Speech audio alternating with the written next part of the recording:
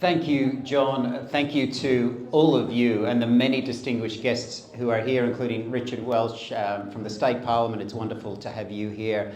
And to the committee that has helped organise today, to the many veterans, to those who have ever put a uniform on, to anyone who's married to a veteran, or you have a parent or a child who's a veteran, I just want to say thank you. And this RSL is a key part of this community.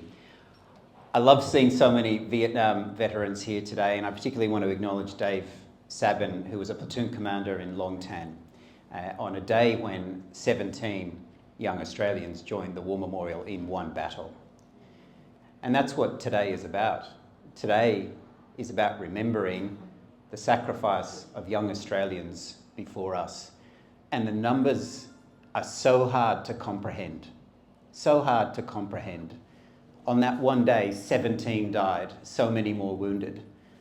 On some days, hundreds, and on some battles, over 1,000, and on one battle, 2,000 in 24 hours.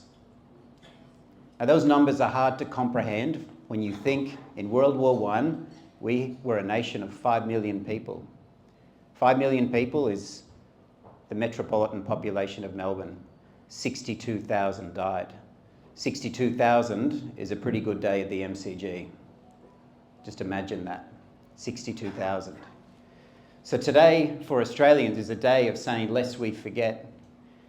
And we want to remember, what does lest we forget mean? It means lest we forget who they were. They were people with mums and dads and brothers and sisters, and some had children for those that were older. Lest we forget what they did. Lest we forget all of the tomorrows that they gave up. Lest we forget their last thought of home. And you know it would have been about those that they love.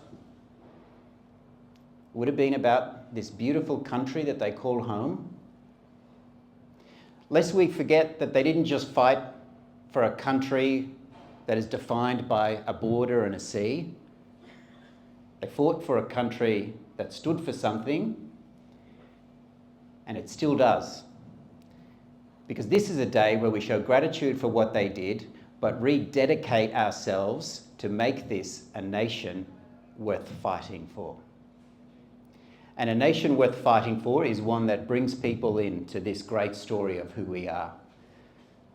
So when the service began, Richard Welsh walked up to the Tai Chi group, and many are here today, and invited you down.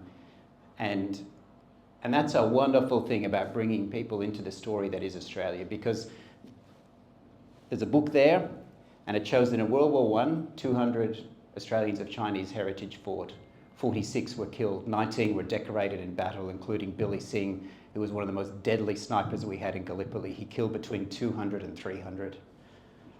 So the War Memorial doesn't acknowledge politics. It doesn't acknowledge race or religion.